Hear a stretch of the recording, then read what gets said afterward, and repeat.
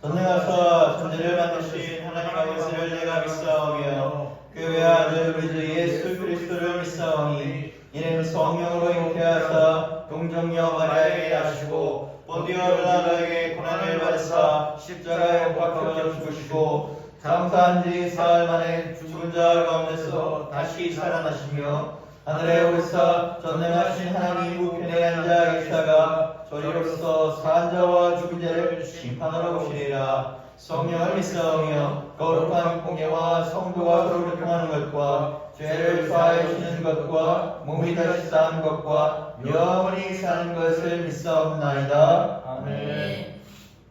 교독문 38번 시편 92편 읽겠습니다. 앉아서 교독하실 때 회중께서는 굵은 글씨로 허독하시겠습니다. 제가 먼저 읽겠습니다. 지존자여 심혁과 비파와 수금으로 여호와께 감사하며 주의 이름을 찬양하고 아침마다 주의 인자하심을 알리며 밤마다 주의 성실하심을 베품이 좋으니라. 여호와여 주께서 행하신 일로 나를 기쁘게 하셨으니 주의 손이 행하신 일로 말미암아 내가 높이 외치리라. 의인은 종려나무같이 번성하며 레바논의 백향목같이 성장하리로다. 이는 여호와의 집이 숨겼으며 우리 하나님의 뜰 안에서 번성하리로다. 그는 늙어도 여전히 결실하며 진액이 풍족하고 빛이 청천하니 발시하시겠습니다. 여호와의 정직하심과 나의 바위되심과 그에게는 불의가 없으시니 선포되리이다. 하나님께서 우리에게 주신 말씀은 디도서 2장 11절에서 14절입니다. 디도서 2장 11절에서 14절입니다. 제가 풀수절을 읽고 회중께서는 짝수를 읽으시고 마지막 저희 11절은 같이 읽겠습니다. 14절은 같이 읽겠습니다. 제가 먼저 읽겠습니다. 모든 사람에게 구원을 주시는 하나님의 은혜가 나타나 우리를 양가시되 경건하지 않은 것과 이 세상 정욕을 다 버리고 신중함과 의로움과 경건함으로 이 세상에 살고 복스러운 소망과 우리의 크신 하나님 구주 예수 그리스도의 영광이 나타나심을 기다리게 하셨으니 그가 우리를 대신하여 자신을 주심은 모든 불법에서 우리를 속량하시고 우리를 깨끗하게 하사 선한 일을 열심히 하는 자기 백성이 되게 하려 하심이라. 아멘. 이 말씀은 살아계신 하나님의 말씀입니다. 저희가 우리 지난 시간 디도서 한다고 했습니다.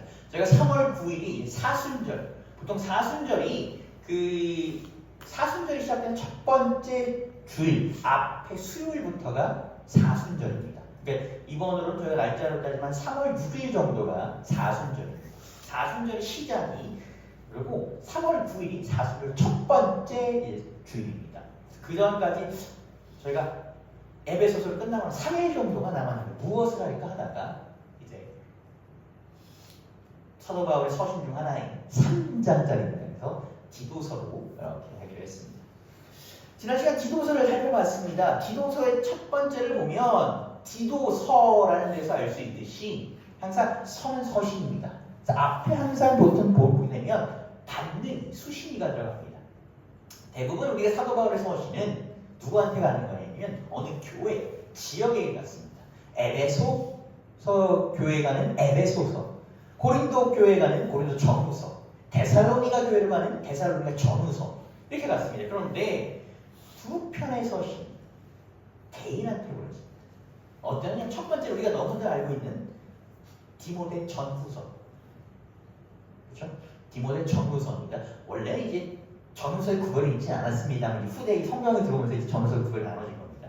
디모데 전후서입니다. 디모데는 우리가 너무나 잘 아는 사람이죠. 사도 바울의 영의 아들. 우리가 물론 사도 바울이 뭐 성경에 나와 있지는 않지만 보통 신학자는 사도 바울이 결혼했을 것이다 이렇게 얘기를 합니다. 사도 바울이 그 결혼한 사람의 마음을 잘 알고 있어서 우리가 아마 사도 바울이 결혼했을 것이다 라고 얘기합니다. 사도 바울이 자식이 있는지는 알 수가 없는데 사도 바울이 육의 아들이 아닌 영의 아들이고 사도 바울이 이제 선한 디모데 후서에서 선한 쌈을 마치고 이제 로마에서 처형되리라 했을 때 보고 싶어하는 사람이 누구였습니까? 이 디모데였습니다. 내가 죽기 전에 보고 싶은 사람이 디모데였습니다. 그만큼 이 사도 바울이 영으로 사랑하는 사람이 디모데였습니다. 그러고 나서 두 번째 인물이 누구냐면 오늘 이 지난 시간에 말씀드렸던 디도서의 주인공 디도입니다. 이 디도라는 사람은 우리가 어디서 한번 들어봤습니다. 고린도 전후서를 보게 되면 어떤 상황이 나옵니까? 고린도 교회가 이제 거짓 교사들에 의해서, 거짓 교사들의 음해에 의해서 사도 바울을 의심합니다. 사도 바울이 우리를 속였어. 사도 바울이 거짓으로 우리에게 복음을 전파했어. 라는 사도 바울을 불신하는 사람들이 생깁니다. 얼마나 불신하냐면 사도 바울이 오면 내 사도 바울을 가만두지 않을 거야. 라고까지 합니다. 그럼 이 소식이 사도 바울이 귀에 들리자 사도 바울이 이 사람들에게 설명을 하는 편지를 보냈는데 전달하는 사람이 누구였냐면 디도입니다. 그래서 이 디도라는 사람은 원래는 이방인이고 기독교인이 아니었습니다. 그런데 사도 바울의 복음 전파에 따라서 이방인이 이제 기독교인이 되면서 사도 바울의 비서이자 사도 바울의 제자 역할을 했던 사람입니다. 사도 바울은 충실한 제자였습니다. 여러분 보시면 알다시피 고린도 교회가 그 당시 사도 바울을 너무 왜 사도 바울이 고린도 교회 오면 내가 가만두지 않을 거야 라고 하는 사람도 있던 그 와중에 사도 바울의 편지를 전한다는 것은 잘못하면 어떻습니까? 디도는 맞아 죽을 수도 있습니다. 사도 바울이 편지를 보냅니다. 내가 이 편지를 보내는 가운데 뭐라? 불안함으로 보냈는데 너희가 디도를 환대해줘서 내가 참 마음이 놓인다라고 합니다. 디도라는 사람은 그걸 몰랐겠습니까? 그럼에도 불구하고 사도 바울이 얘기했던 그 사도 바울의 말에 따라서 편지를 전했던 아주 충실한 비서이자 종이었습니다. 그 디도에게 사도 바울이 어느 지역에 사역을 맡깁니다. 그 지역이 어디냐면 지난 시간에 살펴봤던 그레데라는 곳이었습니다. 이 그레데는 요즘 지명으로 얘기하면 우리가 잘 아는 크레타 성입니다. 크레타 성은 어디입니까? 이 고대 그리스 문명의 태동해입니다. 그런데 그 당시에 이 크레테 지역은 아주 험악한 곳이었어요.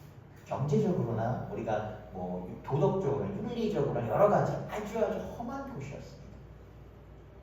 이게 사도 바울의 증언뿐만 아니라 그 당시 역사 기록을 보면 아주 사람 살 곳이 아니었다라는 식의 묘사가 있습니다. 오죽하면 사도 바울이 뭐라고 얘기를 하냐면 이렇게 얘기를 합니다. 이거 사도 바울의 말이 아니라 뒤에 보면 이렇게 나오는데 그레데인 중에 어떤 천지자가 말하되 그레데인들은 항상 거짓말쟁이이며 악한 짐승이며 배만하는 짐승이라 이 증언이 참되도다. 그러므로 네가 그들을 엄히 꾸짖으라. 이는 그들과 하여금 믿음을 위하여.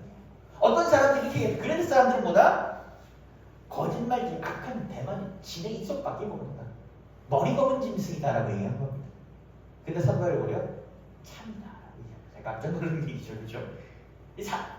요즘 얘기하면 뭐라고 상도 가지 못할 사람들이라는 얘기예요. 그곳을 맡깁니다, 디도에게. 디도에게 맡겼을 때 뭐라고 합니까? 네가 포기할 것이 아니라 그들을 깨우쳐 사람 되게 하라 라는 내용이 우리가 지난 1장의 내용이었습니다.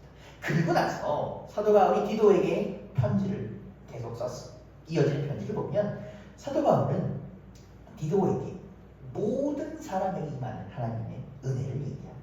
사도 바울은 뭐라고 얘기한 디도에게? 하나님의 은혜가 우리에게 나타났는데 그 은혜로 인해서 우리는 변화된다 라고 얘기합니다. 디도서 2장 11절을 읽겠습니다. 모든 사람에게 구원을 주시는 하나님의 은혜가 나타나. 이 11절은 우리가 까딱하면 그냥 넘어갈 수 있는 구절인데 사실 굉장히 기독교의 핵심입니다.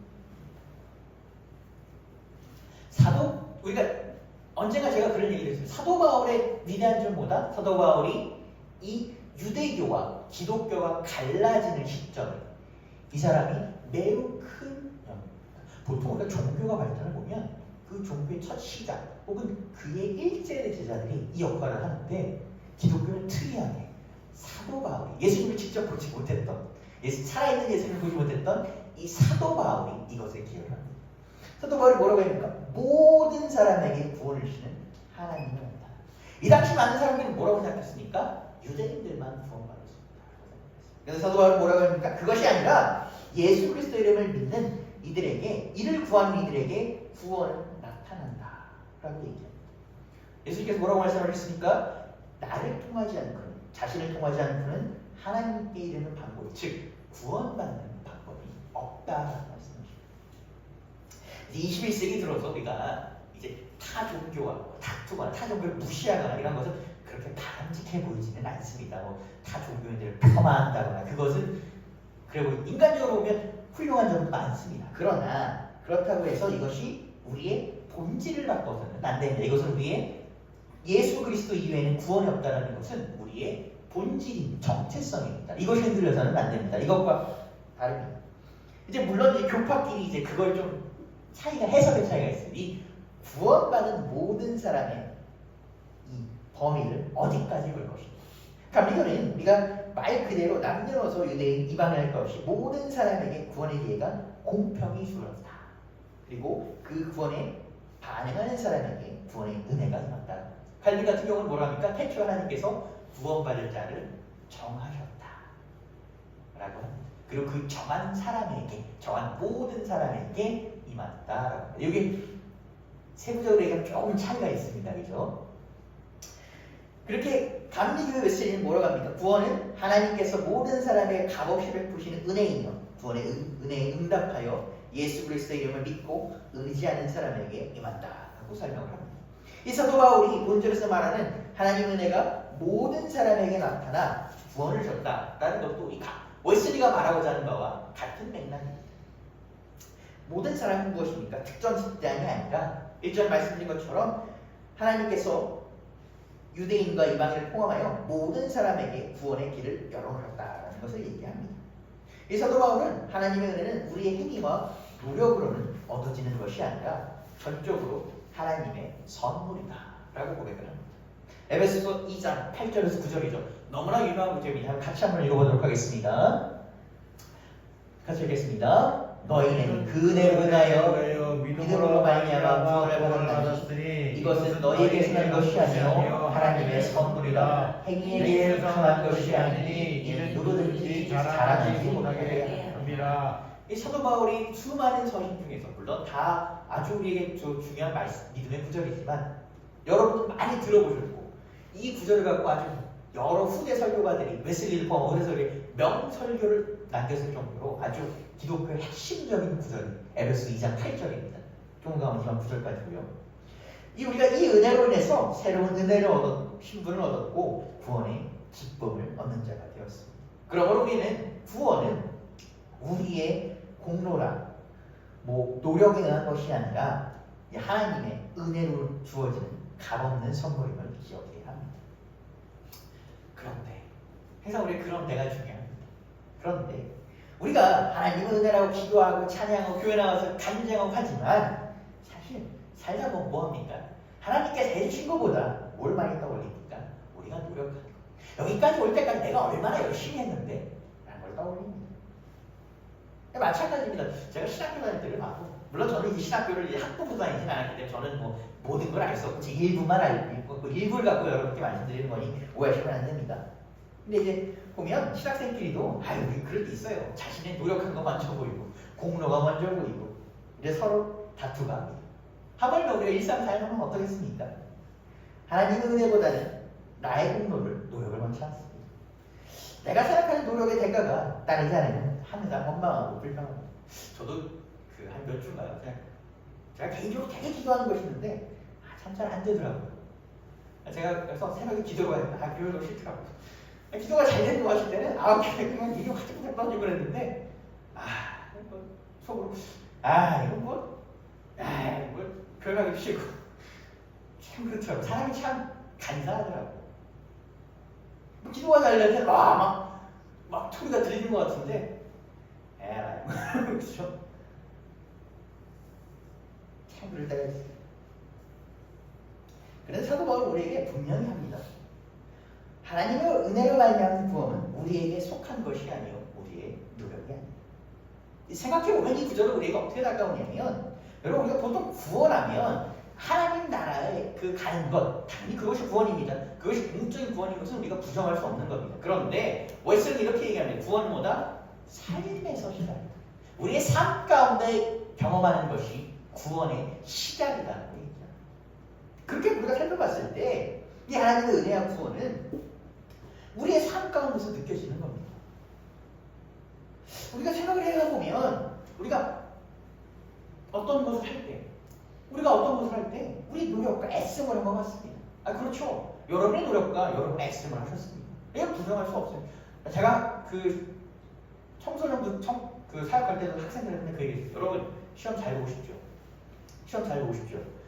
학생들이 또 시험 때는 교회 많이 나와요. 기도 열심히 합니다. 제가 얘기했습니다. 시험 잘 보십시오. 기도하죠. 공부했어요? 안 했어요? 그럼 시험 볼 수 없어요. 그렇죠? 여러분 공부를 해서 잘 볼 수 있는 거예요. 그렇죠? 여러분이 당연히 애쓰셔야 됩니다. 그런데 우리가 내가 애써서 여기까지 된 것 같은데 돌아보면 풍족하게 부으시는 하나님의 은혜가 우리와 함께 하셨기 때문에 돌아보면 내가 애쓴 것보다 더 부어주셨기 때문에 우리가 그런 말이 노력은 배신하지 않아. 아닙니다. 노력은 여러분을 언제나 배신합니다. 참 차갑긴데 노력은 여러분을 배신합니다. 그런 하나님은 그 배신한 여러분의 노력보다 더 채워주셨기 때문에 그 지금까지 이끄신 것이 하나님의 은혜이기 때문에 여러분의 노력이 더 피신한 것입니다. 우리가 교회 다니면 많이 부르는 찬양이 하나 있습니다. 여러분 한번 들어보셨을 겁니다. CCM인데 은혜라는 찬양입니다. 페이지 하나 한번 보십시오. 이게 조금 뒤로 잘렸는데 제가 처음부터 읽어드리겠습니다. 제가 노래를 못하고 여러분께 다 불러드릴 수는 없고 그냥 부분만 읽어드리니까 은혜를 여러분이 나중에 찾아보십시오. 내가 그려왔던 모든 것들이 내가 지나왔던 모든 시간 내가 걸어왔던 모든 순간은 당연한 것이 아니라 은혜였어. 아침 해가 뜨고 저녁의 노을 봄의 꽃 향기와 가을 변하는 계절의 모든 순간은 당연한 것이 아니라 은혜였어. 모든 것이 은혜 하나님은 내 삶에 당연한 것 하나도 없었던 것을 모든 것이 은혜였어. 이 찬양 이 속의 화자가 얘기합니다. 우리의 삶의 모든 것이 은혜였다. 여러분이 이 찬양의 화자가 말하는 것이 얼마나 여러분 가운데 닿을지는 제가 잘 모르겠습니다. 닿은 정도는 여러분마다 다르겠죠. 여러분 생각 아닌데 나는 내 것 그러실 수도 있습니다. 그건 모르겠습니다. 얼마나 다가오실지는 모르겠습니다. 그런데 우리가 이렇게 앞에 나와서 오늘도 이렇게 모일 수 있습니다.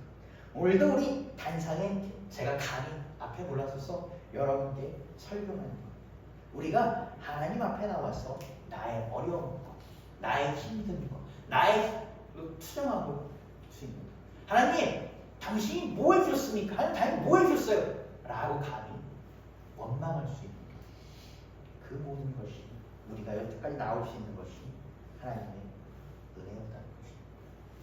우리는 살면서 아마 하나님의 은혜보다 우리 스스로의 노력과 공로를 더 많이 생각하는 것입니다. 여러분이 나는 이제부터 하나님의 은혜를 더 많이 생각해야지, 이게 거짓말입니다. 그러실 수 없습니다.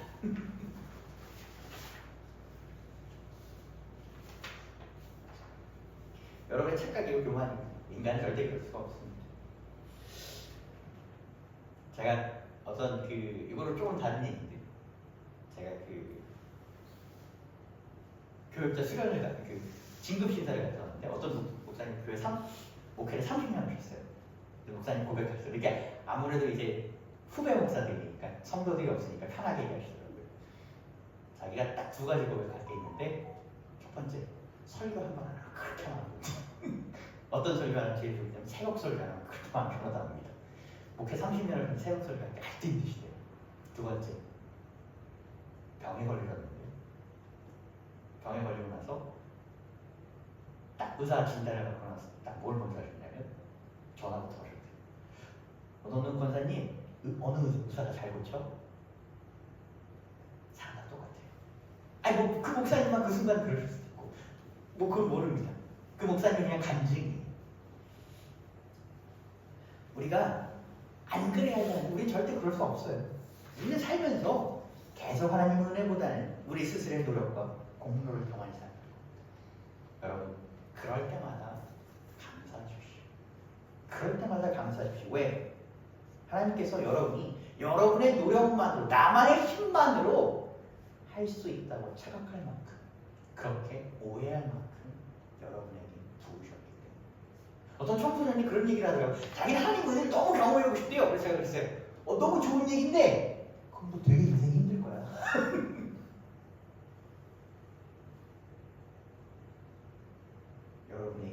여러분이 그렇게 오해할 만큼 부으셨고 이끄셨고,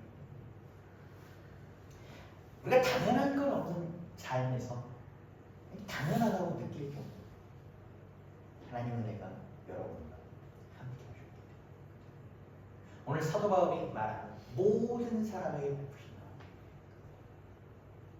하나님은 오늘 지금 이 순간도 졸지도 않고 쉬지도 않고 여러분을 보시며 지키시며 베푸십니다.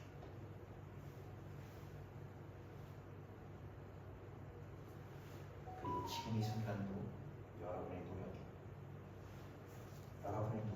헛되지 않게 채워주시기를 여러분보다 더 노력하십니다. 이를 믿으신 여러분 되신 주님의 이름으로 축복합니다. 아멘. 사도 바울은 우리는 하나님의 은혜로 구원을 받았을 뿐만 아니라 이 은혜는 우리를 거룩한 삶으로 이끌어가는 능력이 된다라고 얘기합니다. 그러면 이제 은혜를 받은 우리는 어떻게 살아야 할까에 대해서 사도 바울은 이 본문을 통해서 설명을 합니다. 디도서 2장 12절에 14절 읽겠습니다. 우리를 양육하시되 경건하지 않은 것과 이 세상 정욕을 다 버리고 신중함과 의로움과 경건함으로 이 세상에 살고 복스러운 소망과 우리의 크신 하나님 구주 예수 그리스도의 영광이 나타나심을 기다리게 하셨습니다. 그가 우리를 대신하여 자신을 주심은 모든 불법에서 우리를 속량하시고 우리를 깨끗하게 하사 선한 일을 열심히 하는 자기 백성이 되게 하려 하십니다. 아멘. 사도 바울은 세 가지에 대해서 얘기합니다. 첫 번째는 뭐냐면 우리를 경건한 삶으로 살게 한다는 겁니다.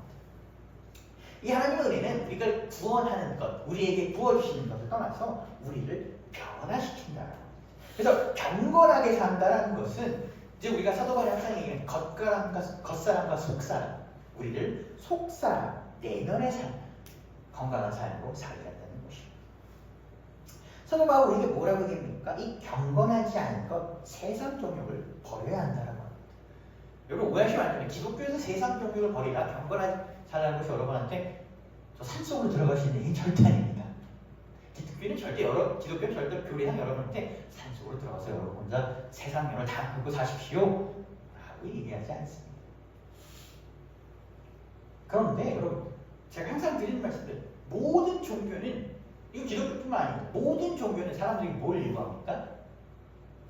정욕을 끊으라고 합니다. 이거를 이제 종교적인 얘기를 바꿔서 뭐냐면 여러분 자신을 비우라는 거죠. 많이 들어보셨을 겁니다. 그죠? 여러분을 비우라. 우리가 비우기 위해 계속 비워내야 됩니다. 계속 비웁니다. 그러다가 어떻게 됩니까? 비우다 끝나. 기독교도 비우라고 얘기합니다. 근데 기독교는 비운다는 뭘 하라고 합니다. 채우라고 합니다. 어떤 그 호주에 있는 유명한 신학자가 있는데 그 신학자분께서 그런 얘기를 했어요. 우리가 기도를 해야 하는 것은 뭐다? 비운 후에 채우기. 뭘로 채워라? 예수로 채워라. 라는 것입니다. 그래서 기독교는 항상 여러분에게 비움과 함께 채워가는 것입니다. 여러분, 사람이 어떻게 욕심 없이 살아요? 그럴 수 없습니다. 그럴 수 없어요. 여러분, 여러분의 욕심도 꼭 나쁜 것은 아닙니다. 하나님은 욕심을 통해서 여러분이 하고 싶은 걸 통해서 발전하게 하셨습니다. 그러면 여러분이 그것을 어떻게 가져가는 것입니다. 우리가 지지난 시간 에베소서를 보면서 악과 싸우기라 하고 있습니다. 어떻게? 수단을 넘어갈 거지. 근데 우리가 악과 싸우고 똑같이 악과 싸운다면 얘기할 사도 바울은 뭐라고 얘기합니까? 성령께서 강림하십니다. 항상 기독교인은 사도 바울 기독교인은 뭘 얘기합니까? 성령 안에서 이끄십니다. 두 번째 사도 바울은 우리에게 뭘 얘기하냐면 복스러운 소망을 품고 살아야 한다라고 얘기합니다. 이 소망은 우리 무엇입니까? 예수 그리스도를 기다리는 것입니다. 예수 그리스도를 닮고 싶어하는 것입니다. 우리가 말씀드린 것처럼 기독교의 궁극적인 목적은 이 땅에 있는 것은 아닙니다. 항상 보다 저 다가올 하늘나라에 있는 것입니다. 그것을 항상 우리가 소망하고 살아야 한다는 것입니다. 그런데 이것을 오해하게 되면 마치 뭐처럼입니까? 이 땅의 것은 아무것도 아니고 저기 있는 것만 바라보라 라는 거죠. 아닙니다. 우리는 지금 이 순간부터 준비하는 것입니다.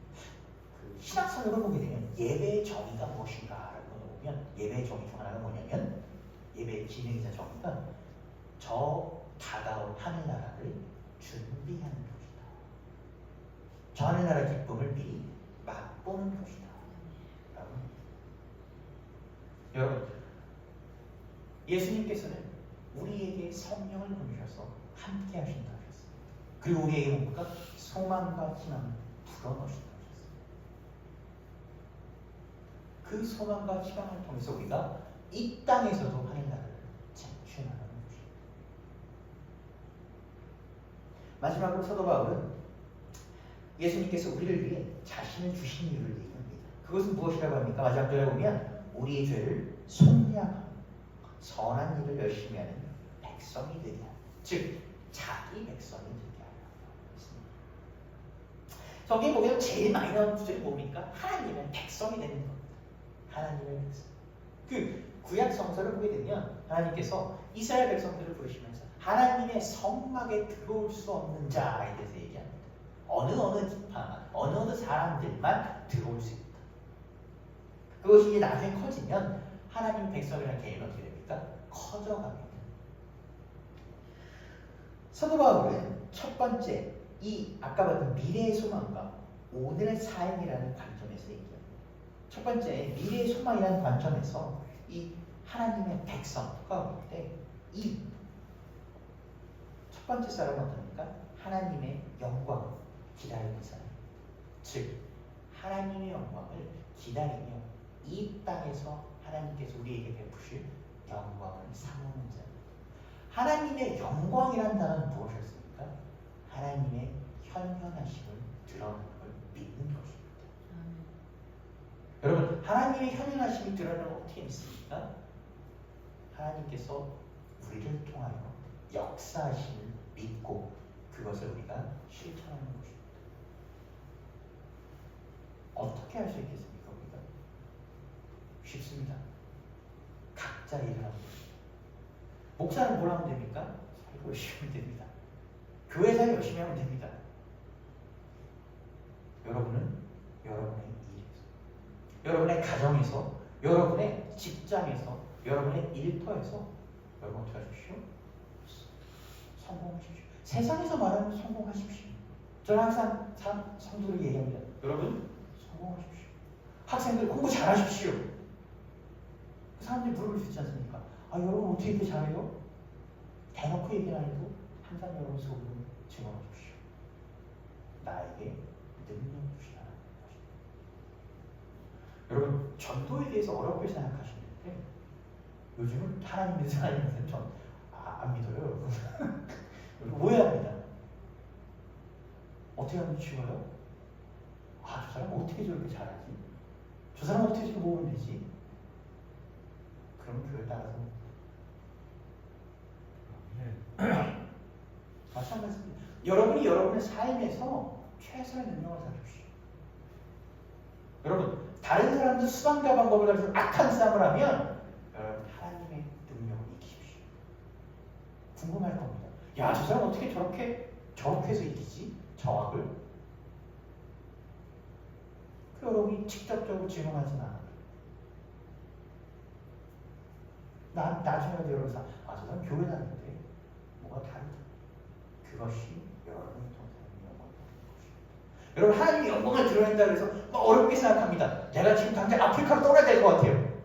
아닙니다. 하나님 각자에게 주셨습니다. 각자의 삶 가운데, 각자의 삶 가운데서 기뻐하십시오. 두 번째는 뭐라고 얘기합니까? 선한 일을 열심히 하는 백성이다.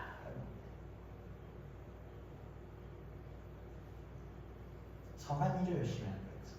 여러분 웨슬리는 기독교인들이 이렇게 해요. 여러분 돈 많이 버십시오. 돈 많이 버십시오. 이 얘기 들으면 교인들이 아멘 합니다. 그 뒤에 얘기합니다. 뭐야? 많이 베푸십시오. 여러분의 이름 베푸는 것이 아니라 하나님의 이름 베푸십시오. 아까 말씀드렸잖아요. 하나님의 영광을 통해서 하나님 여러분의 능력 주셨습니다. 여러분을 성공하게 하시고 여러분이 이끄십니다. 그리고 나서 아유 됐어 이러고 입 닫는 것이 아니라 나에게 하나님의 능력으로 나에게 베푸셨다. 이걸 기억하십시오. 그리고 베푸십시오. 하나님 여러분에게 왜 능력 주시겠습니까? 하나님 왜 여러분을 하게 하시죠? 여러분 혼자 잘못 아닙니다. 통해서 베푸는 것입니다.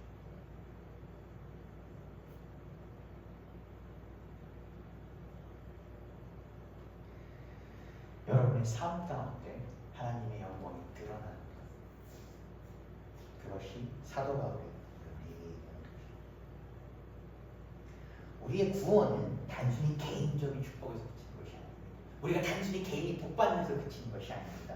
하나님이 여러분을 통해서 역사하시는 것, 여러분을 통해서 축복하시는 것.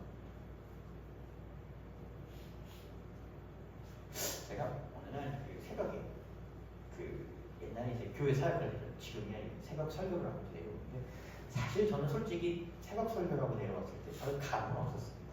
왜냐하면 저는 처음 사역을 해보고 설교를 그렇게 많이 하지 않았기 때문에 그리고 제가 어리지 않습니까? 나이가 그 당시에. 그러니까 내가 설교를 얼마큼 잘하겠어요. 그냥 그걸 하고 내려오면 되지라고 생각을 했습니다.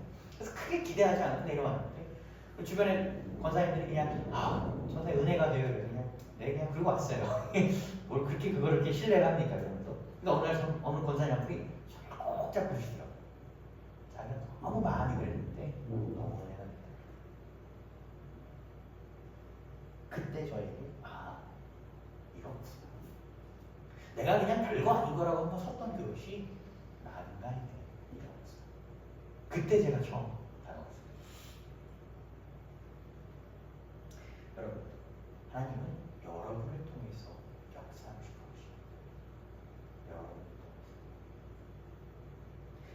하나님은 항상 여러분을 통해서 하나님 나라를 이루어줍니다. 여러분을 통해서, 여러분을 복주셔서 여러분을 통해서 영광도 보여주시고 또 그를 통해서 또 다른 나라를 하십니다. 하나님 나라를 위해서 쓰임받는 그런 백성을 되시기를 축복합니다.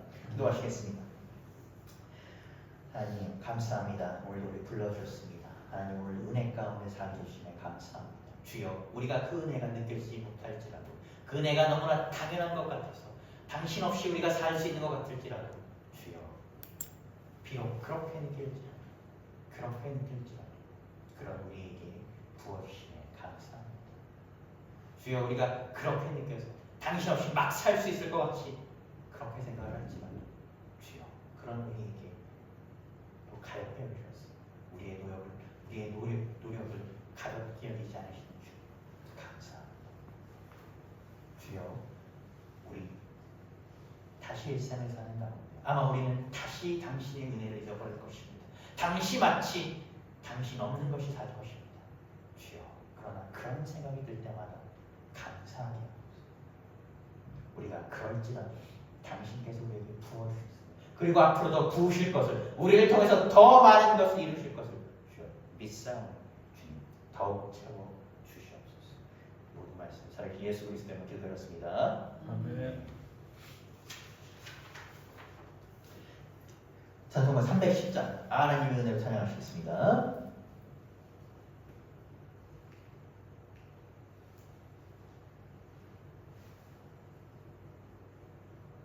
그냥 찬양하겠습니다. 하나님의 은혜로 있을 데 없는 자 왜 불속하여 주는지 난 알 수 없도다. 내가 믿고 또 의지함은 내 모든 형편 아시는 주님 늘 보호해 주실 것을 나의 확실히 아네. 왜 내게 굳센 믿음과 또 복음 주셔서 내 마음이 항상 변한지 알 수 없도다. 내가 믿고 또 의지함은 내 모든 형편 아시는 주님 늘 보호해 주실 것을 나의 확실히 아네. 왜 내게 성령 주셔서 내 마음 감동해 주 예수 믿게 하는지 난 알 수 없도다. 내가 믿고 또 의지함은 내 모든 형편 아시는 주님 늘 보호해 주실 것을 나는 확실히 아네. 주 언제 강림하실지 혹밤에 혹낮에 또 주님 만날 그것도 난 알 수 없도다. 내가 믿고 또 의지함은 내 모든 형편 아시는 주님 늘 보호해 주실 것을 나의 확실히 아네. 우리 예물을 기도하겠습니다. 주님 감사합니다. 오늘도 이 자리에 나올 때 주님께 예물을 드립니다. 주여 함께 하실 은혜 또 함께 하실 은혜 주여 감사하오니 이 예물 받아 주옵소서.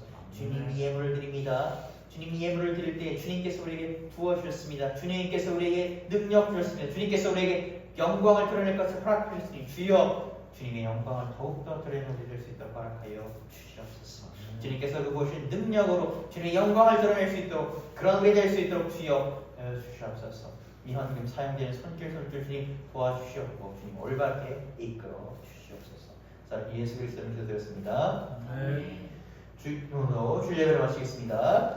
하늘에 계신 우리 아버지여, 이름이 거룩하게 받으시오며 나라가 임하시오며 뜻이 하늘에서 이루어진 것 같이 땅에서도 이루어지이다. 오늘 우리에게 일용할 양식을 주시옵고 우리가 우리에게 죄 지은 자를 사하여 준 것 같이 우리 죄를 사하여 주옵시고 우리를 시험에 들게 하지 마시옵고 다만 악에서 구하시옵소서. 나라와 권세와 영광이 아버지께 영원히 있사옵나이다. 아멘. 예배를 마쳤으면 이번 한 주도 주님의 은혜 가운데 사신 여러분 되시기를 바랍니다.